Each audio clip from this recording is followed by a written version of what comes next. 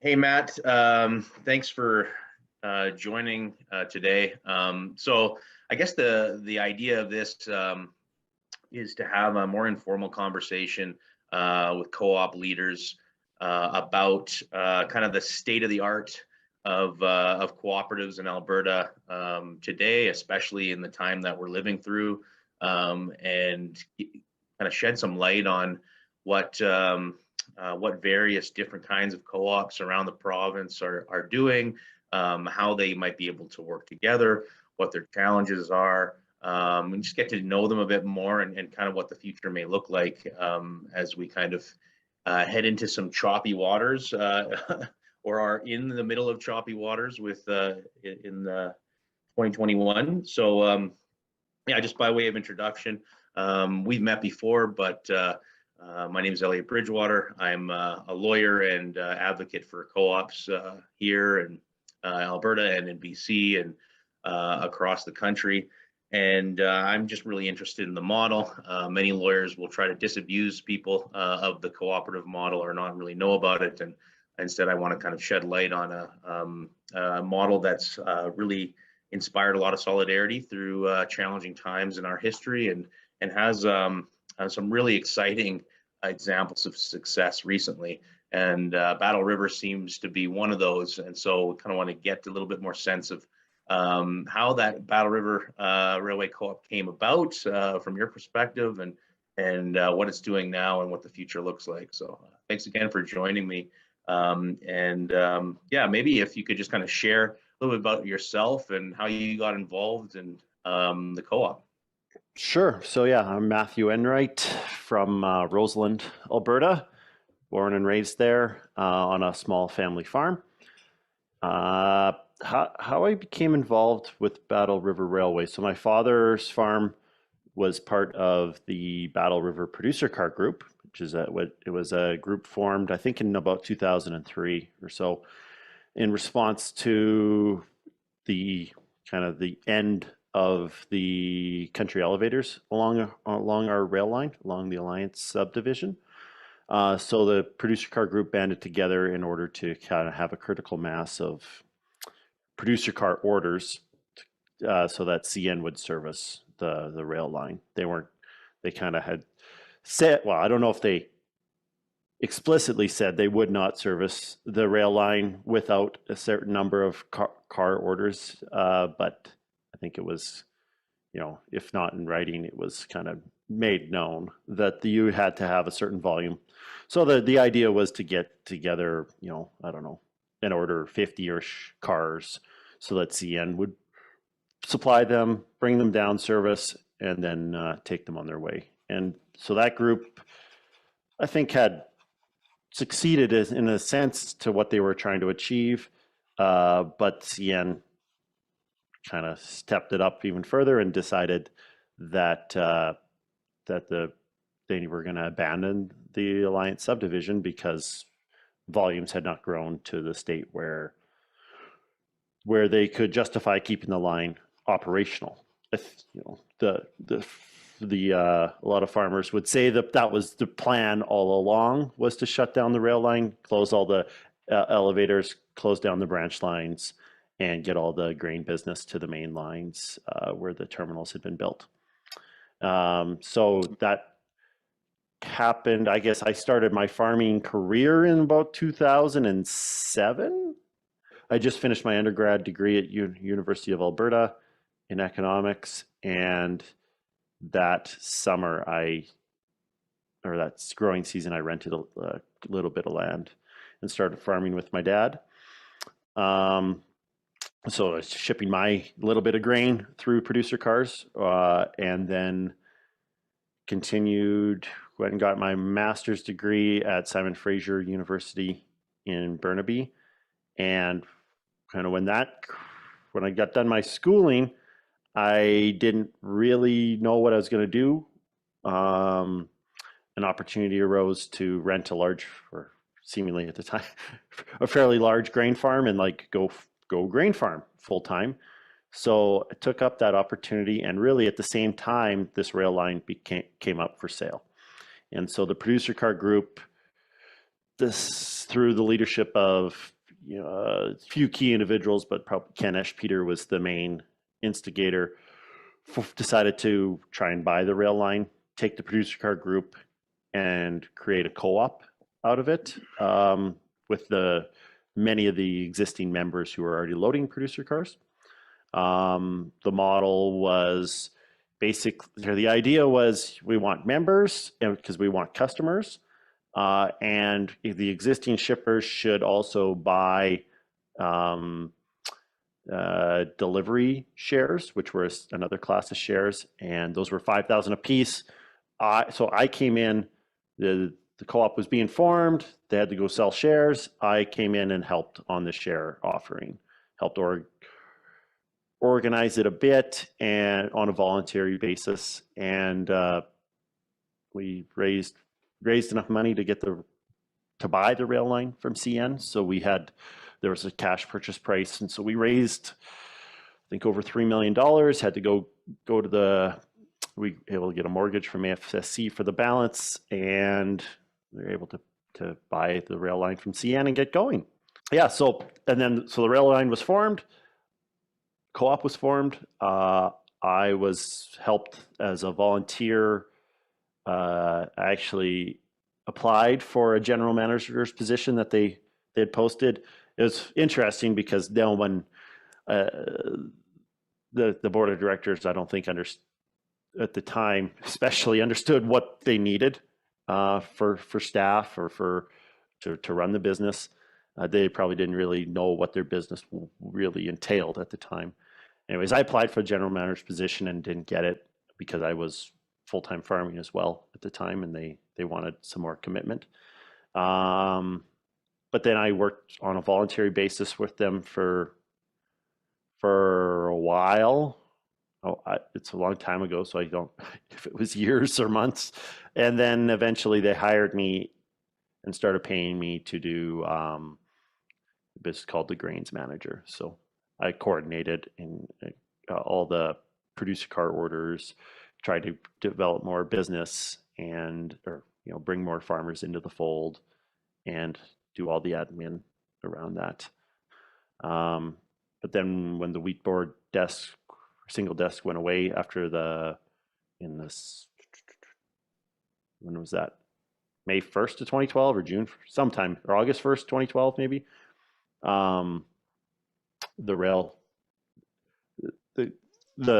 business model not that it changed overnight, but it had quite a bit of reverberations for us, and it's still kind of sorting it out, because really the model of the co-op was built to service our farmers, our members, and provide them access to producer cars. And as the wheat board disappeared, producer cars in the historical sense have also disappeared because there's no end buyer that will take producer cars. So the model has changed significantly, and we're to this day, we're sorting out what that means for us and our co-op. Yeah. So this rail line is close to your family farm, a number of other farms in rural Alberta.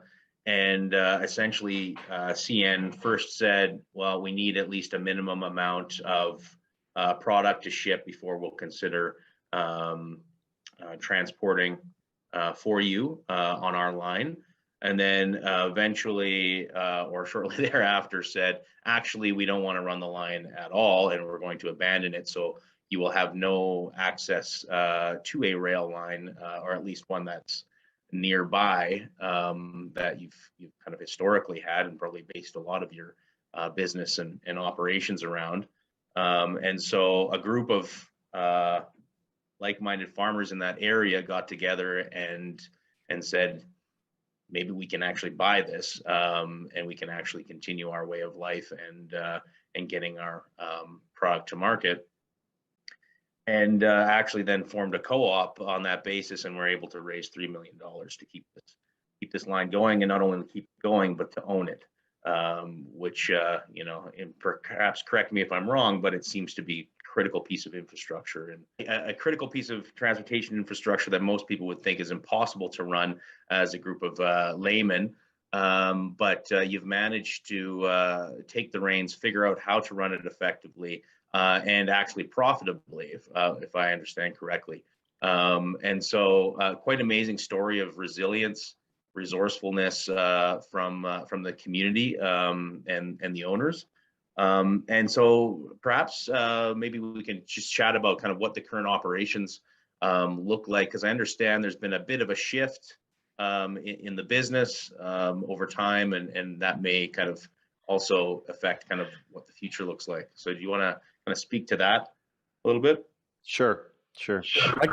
I'll go. I like to always like to go back to the beginning, and like with when we started this, or when this thing got started, there was a business model, but looking back on it, it's interesting maybe how naive the business model was as to the operational and maintenance expenses that were going to have to be realized here on this rail line, and so when we got started, the goal was, let's grow this thing to 1,000 rail cars a year. If we could do 1,000 rail cars a year, boy, we'll just have no problem making maybe not lots of money, but surviving and generally thriving. Paying all your bills and being able to keep the thing maintained. And at the outset, it was very much volunteer based. Very few actual people got paid to do anything around here. The locomotive engineers were volunteer. The conductors are, the managers were volunteers. Board of directors did a lot of work. And, at the time that was absolutely needed to survive. And the goal, we kind of if I went back and said what our goals were, it was essentially to survive and maintain this beautiful piece of rural infrastructure we have here, because once the piece is gone, it ain't ever coming back. The cost to keep it here is so much less than the cost to rebuild it. So anyways, 1,000 rail cars, that's going to be great.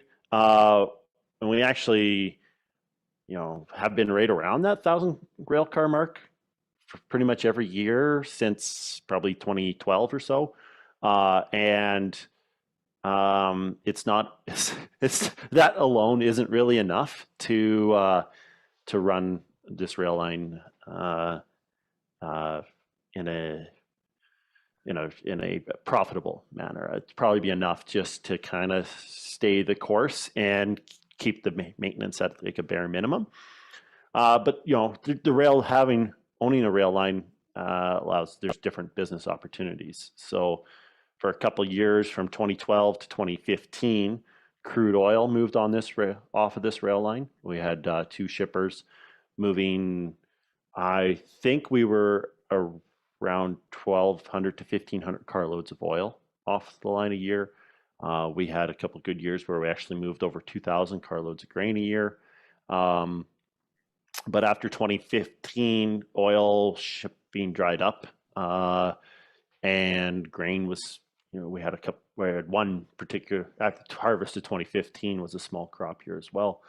And we found that while our balance sheet was okay, the profit and loss wasn't looking very good, and we probably weren't going to be able to maintain. So we kept looking for other businesses. And so we're not unique in that a lot of short lines, a lot of industrial railroads across probably North America have seen the car storage business kind of thrive since about 2015. So that's been a really good business for us to the point where it's our main revenue generator today. And that has caused, I guess, struggles for kind of conceptually of who we are and what service we provide. As our main, at the outset, our main focus was our producers and to provide access to producer cars, whereas today that's still who we are. We're a farmer-owned co-op. You have to be an active producer to be a member of our co-op. Yet the majority of our revenue does not come from moving grain. So it's an interesting dynamic that we are trying to sort out what that means for us. So should we be opening our membership to non-farmers, to members of the public? What service do we provide to our members? So it's a difficult one. Yeah, and that's the kind of conversation we've had, and is so foundational to so many co-ops as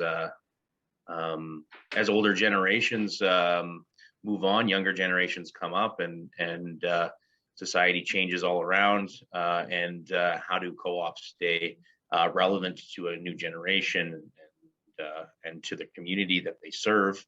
And obviously, there's so much fluctuation in these services. So, I mean, you also have train excursions on that line as well, right? So you're seems like there's historical train rides that people are taking. So teaching about kind of the history of the railway in Canada, as well as kind of exposing people to what is a kind of a foundational piece of infrastructure for the development of our economy, and still is so integral to so many economies. And when that goes away, may look good on the balance sheet of CN, but it has a ripple effect throughout these communities. So when we're talking about kind of how do we share this asset and keep it thriving and going on, it's tough to keep it in just the responsibility of the farmers that would directly use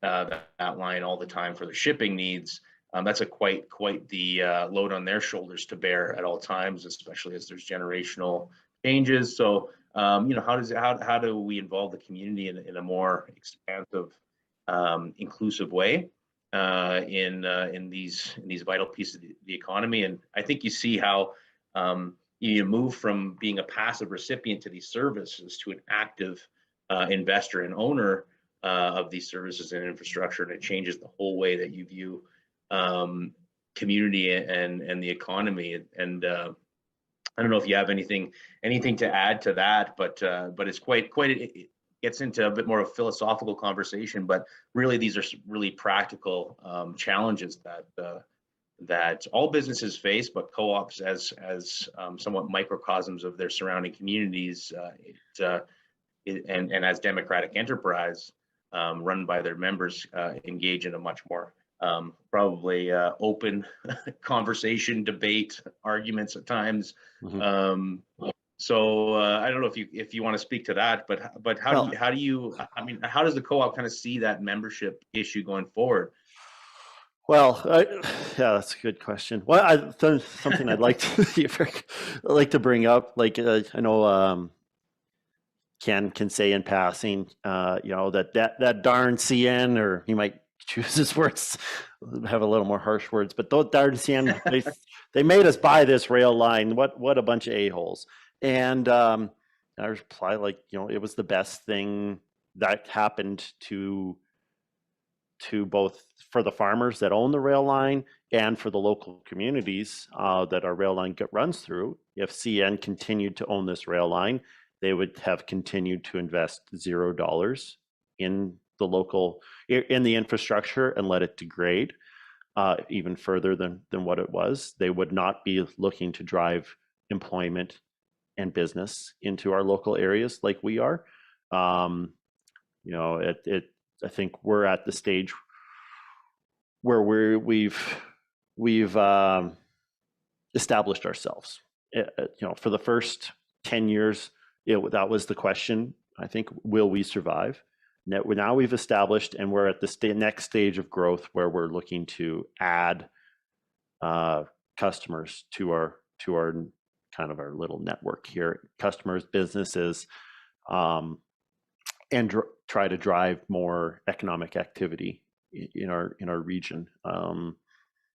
It's not unusual in Western Canada for the rural areas to lack economic activity and people, and it seems like it's kind of a never-ending march to to less and less people living out in the rural area and less economic opportunities. So I guess that's part of, I think, have not so much having to necessarily be a co-op, but having local ownership of the asset.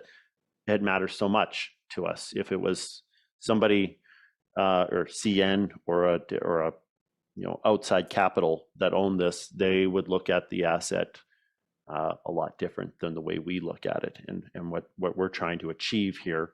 We all have a vested interest in the business or development along our rail line, whereas CN had no interest in putting the effort into developing along our rail line. Bringing in a couple customers along this rail line means a lot to us. Means it would, in the grand scheme of things, it's nothing for CN.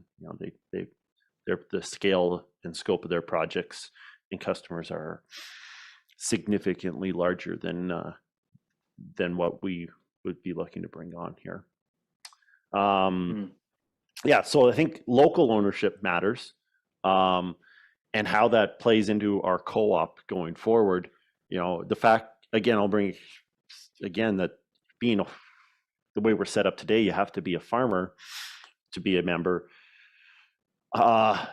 Speaks to worrying about grain development along our rail line a lot more than just development in general. And I think that's a shortcoming for our model today. But I don't, you can pick out problems, but it's a lot harder to pick out solutions that are ways to make it better, and what the ideal setup would be going forward and how to broaden that.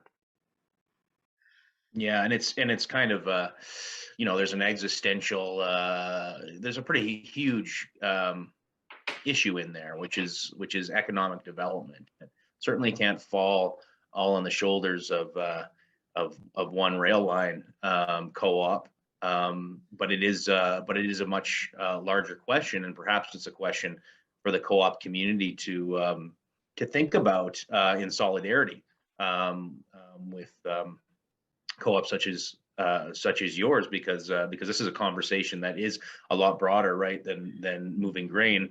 It is about rural revitalization. It's about keeping local capital local and growing that capital locally.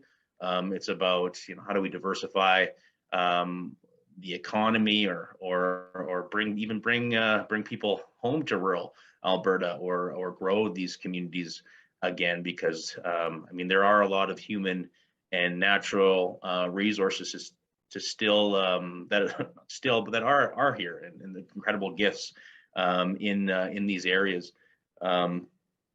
But there's a prevailing orthodoxy, I would argue, that drives people towards the cities and away from these areas, and it makes us less resilient as a society as a result in general, and obviously puts rural communities in jeopardy.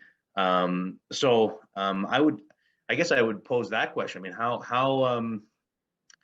How much are you kind of engaged, is Battle River engaged with the co-op community in addressing some of these challenges? Obviously, in my travels in Alberta, and in working in rural Alberta as well, I've seen just how foundational co-ops are to rural communities. When you think about the grocery co-op, the hardware co-op, UFA, the energy co-ops, rural energy co-ops. These are the pillars of a lot of the rural communities. So there should be a lot of opportunity to form partnerships, or at least kind of approach this together as kind of on a united front. Do you see that happening? What do you think the challenges are for that? No. In short, no. Yeah. Do you think has there been any effort, I guess, in the co-op community that you've seen to do that? Not from our point. There hasn't been any effort. I don't know if there's been effort from other sides. I guess part of it, I've always, not always, I've coming into this business as the general manager in August of 2015. I have thought about us as a business who happens to be a co-op, less than a co-op who runs a business. And so, from my standpoint, I don't have a lot of experience or with co-ops and the co-op community. So I've generally just treated it as, we're running a business. We just happen to be locally owned. We have, and this is our governance structure, but have not really looked at it as an avenue to form partnerships or an avenue to work together to solve problems. Maybe now, like I feel like I'm at the stage, or business is at the stage where we're starting to have to think more about what the future brings, less about getting a well-run business together, and more on how do we transition both our ownership to the next generation, and as our business has changed significantly from what we thought it would be at the outset, does our structure need to change as well? And how do we, is it important that we're a co-op? Is it important that we're a farmer-only co-op? What do these things mean for us going forward? And I think there's likely a lot to be drawn on from other co-ops who are mature and have been around for a long time, as how they transitioned, and the lessons they have had to learn that could be quite relevant for where we're going today. Mm-hmm. Yeah, and I mean it's interesting that you say that. I mean the whole local ownership, and how does that tie into the cooperative model, and why does that make the co-op model relevant, or perhaps not? But I guess people often ask me about why do a co-op when we can form a corporation in pretty much that emulates every aspect of a co-op model. Like if we wanted to, we could do you get one share of a corporation, you get one vote, but it's a lot more flexible than a co-op model. And I guess ultimately the response has to be that those restrictions in the model are actually an advantage, and they're an advantage in certain circumstances.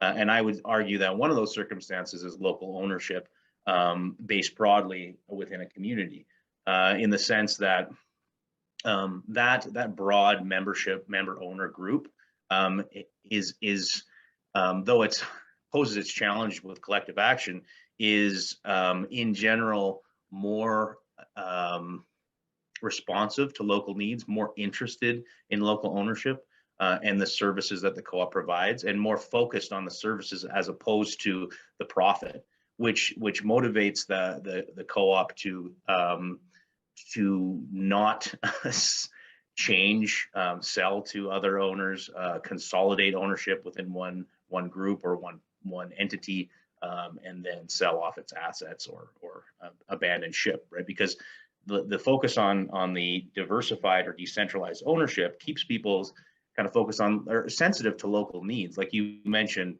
CN's so huge that they don't care about how they could diversify against some small business here or there, it's a new clientele. But for Battle River, that can be an important part of the story on how you build sustainability going forward. Is maybe those few clients, they grow and you grow with them, and that local connection is huge. So I guess that's a really important consideration. But I also agree with you; it has to be practical. You can't just be wedded to the model because it's got some positive sentiment around democracy, community. It has to work, and you have to understand why and how it can work. Yeah. But the co-op principles, I would suggest, are one of those things that we all need to kind of go back to first principles as to why, the reason for being of a co-op, and so, and that's why I mentioned the co-op community. and just saying not to lay the responsibility at anyone's feet individually or in isolation, but that as a sector that brings in billions of dollars each year into the Alberta economy, but is somewhat, I would say, underrepresented or overlooked. This is a sector that can form partnerships, can have strength collectively, and can do a lot because it is focused on local needs and it is locally owned. Do a lot for economic development, where a lot of other actors seem to have abandoned ship. So I really appreciate how that also has to be a practical Sure. situation for the co-op. So yeah, I think why we became a co-op, you spoke to like broad-based ownership, and that was a big thing for us at the outset, was to have customers who would be invested in our rail line or in the business. Could have been maybe done through a limited corporation, but I think in our area in particular, we seem to have probably more positive connotations with co-ops than maybe some other areas in the farming community. We do have seed plants that are cooperatively owned here, and I think we in general were larger supporters, this is before my time, but larger supporters of the wheat pools and stuff like that, those cooperatives in the farming. So I think the model had a positive connotation in general. And it does give us that broad base of customers. And I think the point you made about, kind of binding you from being able to consolidate, it's been very important for our business or for our co-op, because I could, when we were shipping oil, I think those oil companies would have very much liked to have some ownership and some control of the short line. And, as fickle as their business is, the interest in the Battle River Railway, if they had been able to acquire a percentage, who knows who would own that today and what their interests would be, and would they align with the existing local ownership interests. And so our board of directors has been very cognizant of maintaining control, and I think by having a co-op that allows us locally to maintain control over our and not let it kind of spiral out of hand, where you have to bring in, or you bring in outside money and eventually you don't know who you're responsible to. So yeah, I think that's important at those points that you made there, and that's a good reason to remain a co-op for us, is that that longevity. The question is, how do you turn it over into the next generation or so? Our big issue with us is that both there's a decreasing number of farmers over time as farms consolidate and get larger, and the age of the existing farmers is quite high.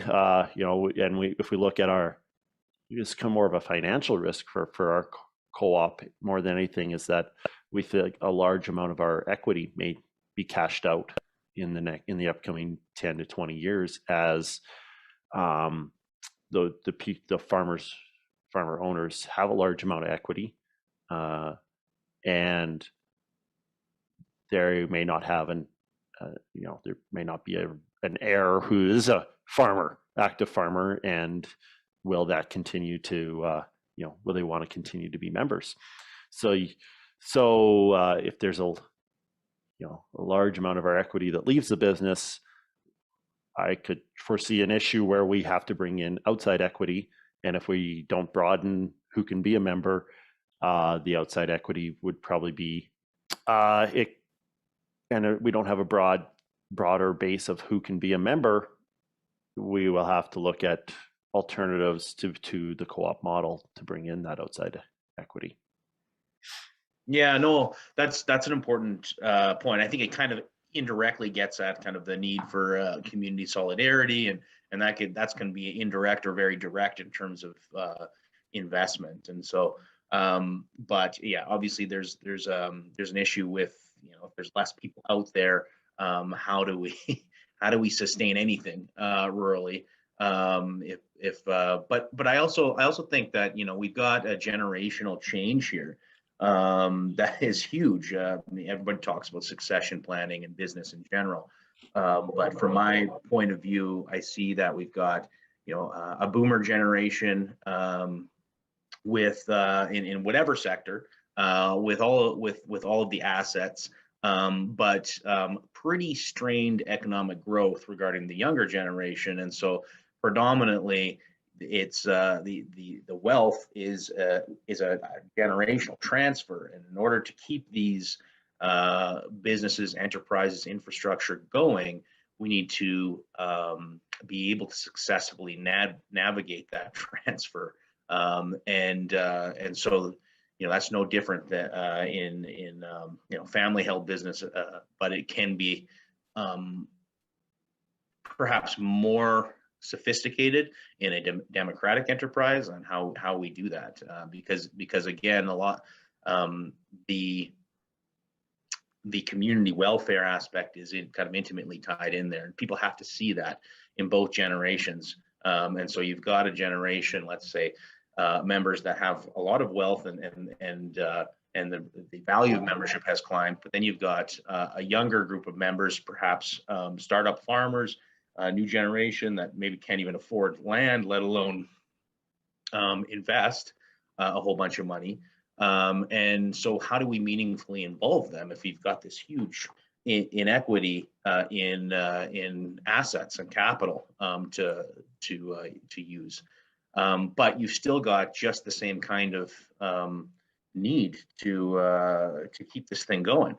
Yeah, I think that's it's a really huge challenge in our world, because you basically have to convince an older generation to not pull everything out, and to stay in the game, at least with a gentle off ramp that these enterprises can manage, and also keep their so much of their understanding of the business and their insights into the running of the business, to keep that, because you'd still need that with the transition too. So it's a major relationship challenge, a community challenge, and an economic challenge.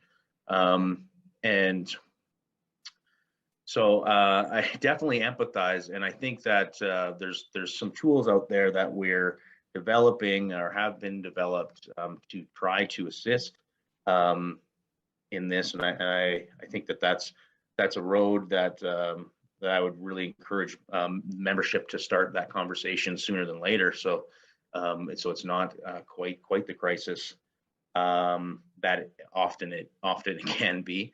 So I mean, I guess given that, where do you see the future? I mean, if you were to, in an ideal world, what would your vision for the co-op be, and its participation in the community? Well, that's not the crux of it all. Where do we see this thing going? It's a very good question. I don't know. I don't really have a good answer. I thinking about like the goals of the organization for the next 10 years, say, or even longer. And I wrote down a few of them, and financially, one of them is like just the return of investment capital for anybody that would like to have their investment capital returned to them. Which I'm not really quite sure what that means. Like for us, we have investment shares, essentially we have that instead of debt. It's another form of debt. It pays an annual dividend, and it really from a financial side, it doesn't really matter which form of debt we have, if it's bank debt or this side. This side, well, it doesn't have like the covenants that a bank requires us to hit. It's also risky in the sense that that money could just leave tomorrow. Like people could just decide they want that back, and we have to pay them back. There are some stipulations, but in general, we don't know that money is going to stay here forever. So we kind of have to have some mitigating plans around that. I guess the other financial thing was to pay down debt so that we don't have the kind of uncertainty going forward. We've done a good. We're just slowly, patiently paying down debt recently, and taken on more as we've acquired some new assets, the grain elevators along our rail line. So I think that's a financial goal. Where from a business goal, it's to continue to add new customers and bring economic development to our area, and continue to invest and improve the infrastructure we have in place here, so that the future can be, there's more options available for the future. From a like co-op organizational standpoint, I think I would like to see the base broadened to include members who aren't necessarily farmers, but maybe are other, maybe they're customers, maybe they're just interested parties in the community that want to see community development happen. Well, that could be people, municipalities, that sort of thing. And in order to do that, I think we really got to change how where our profits get attributed to. Today, it's all to members, and which is, I guess, at the outset that made sense. But today, when most of our profits come from not doing business with our members, not doing business with our farmer customers, it's from just running our other businesses. I don't know, how reasonable is it that every member gets an equal share of the equity that they're growing, when there's you could just be a member and that's it.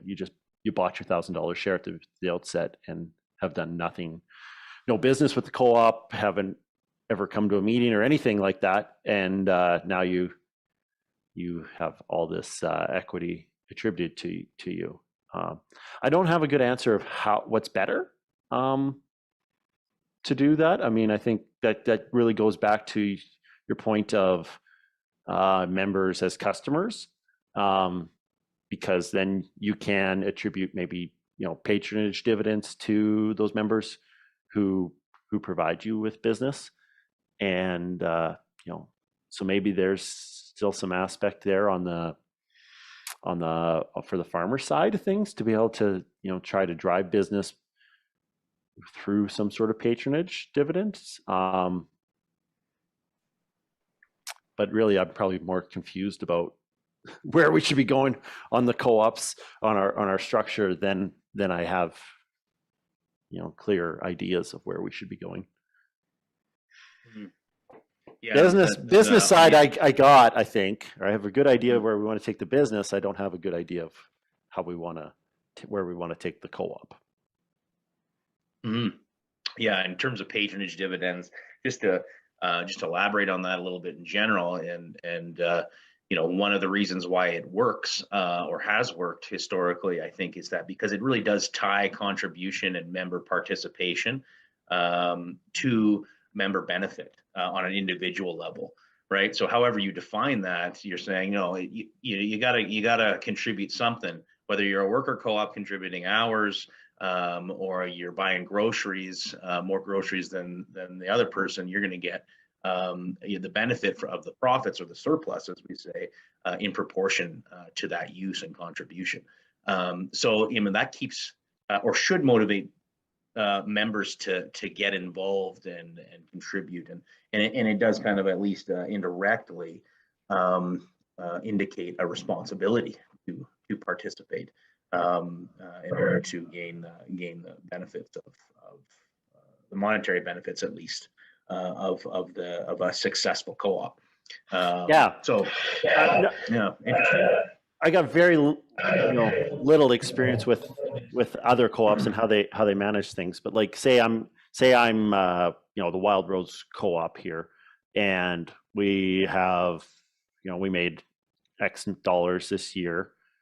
Does all of that get attributed to patronage dividends typically, and just a certain percentage is paid out in cash and the rest is held back, or is there some or percentage gets attributed to members and then the balance gets, or as patronage dividends, and the balance just is retained and split equally, I guess, amongst all members? How does that happen elsewhere? That's a good question. So there's a lot of flexibility in the model, and this is a principle more than it is kind of a fully fleshed out rule that all there's a set formula for all co-ops. If you're a worker co-op, it's this, and if you're a consumer co-op, it's that. That's not the case, and often it's not that well fleshed out. I think somewhat to the detriment of even co-ops understanding how to manage their finances annually. But typically what happens is obviously there's a reserve. I often see a 20% reserve for operations of surplus. So what do we do with surplus? It's in the bylaws typically as a loose kind of prioritization. So obviously any surplus, then you typically go to reserves. And then often there's a deal with if there's investment shares, there's some priority on that, and then there's membership shares. But what's interesting in co-ops and modern day co-ops is you could get creative about that.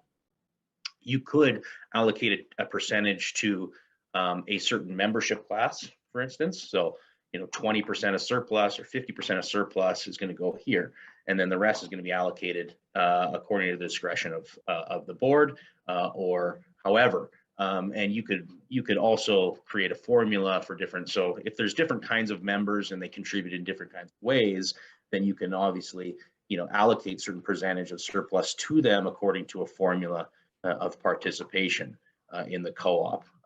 So for instance, if there's worker members, perhaps you allocate, this is just clear blue sky hypothetical, 20% of surplus. It motivates them to do a good job. They are interested in the success of the co-op. They're interested in efficiencies that drive surplus, and they contribute and they get paid according to how many hours they work. Simple formula, adds a little bit of sophistication maybe to the financials, but it's not that complex. But it is helpful to lay that out and obviously agree upon that and put it at least generally in the bylaws. I think. Yeah, we've recently done that with our staff. They're not members of the co-op, but we do have it kind of a profit share laid out for explicitly spell out what it is, and that I think that provides us.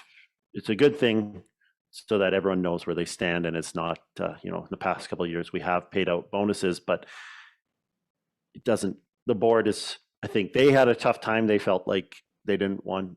It was a gift to the employees, and I wanted them to think of it more as like, that if they can count on this program there, then they'll know that it's there, and they'll know that if we have a good year and they do well, that it's there for them, rather than they work hard, everything's there, and then them decided no, we don't need to do that this year. So I think it does hopefully align incentives for our staff. Yeah, and there's different. I mean, you would have to take depends on what kind of members you're thinking of bringing on, but obviously you can allocate certain capital bases and certain share classes, and then other ones could be more community oriented. and perhaps have a lower price of entry, but also a little bit less of the surplus at the end of the day. But also participate. So I think you can get. I think it's a fallacy to think that co-ops are only one way. I think that there's a lot of revitalization that's currently happening in the co-op community and needs to happen. But it is a model that has a lot of flexibility as long as we keep it democratic at the end of the day. And so that's my focus as counsel for co-ops, is to make sure that co-ops stay autonomous and that they stay democratic, and that generally that they stay locally owned and interested in their communities, and I think that is all inherent in the system, but obviously it has to be kind of continually, I think, reinforced, because it is an enterprise with principles, and that's what sometimes I think lawyers miss, is that when we look at the Business Corporations Act, we see various procedural and structural rules, and perhaps different ways to lever different rules against others for certain advantages. But the co-op model actually has the principles. I don't think they're perfectly laid out in legislation, but they are there, and so it is kind of inherently a principled model, which I think businesses should be. And so it's kind of the original social enterprise, and a lot of businesses are going towards that, running towards that, because they do see that a change is needed, and with the various, whether it's climate change or pollution or just the economic issues in their community, they see that there's a role to play there if they want to sustain their own businesses, let alone have healthy places to live. So, anyways, that's my little more by pitch on co-ops. So it's great. I've enjoyed talking with you, Elliot, and learning a lot about what's possible. But I think our CFO could benefit from talking with some sort of an accounting, or finding some sort of accounting resources anyways to draw on to help us kind of plot our next steps.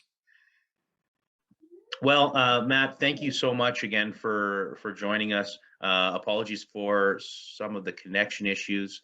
Rural living has got its adventures with technology, for sure, as I'm sure you're well aware.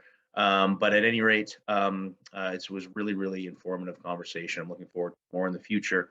And in any event, speaking of solidarity, I'd like to just let you know and let everyone know that there is a gathering, literally the gathering of co-ops, coming up on October 26th to 28th. And you can find that on Alberta Community Cooperatives Association's website. And that is a chance for the co-op community and those interested in participating in the co-op community to get together and have more of these kinds of conversations. So I'm looking forward to being there and having some really insightful conversations and solidarity. At any rate, I'll sign off, and thanks again, and until next time.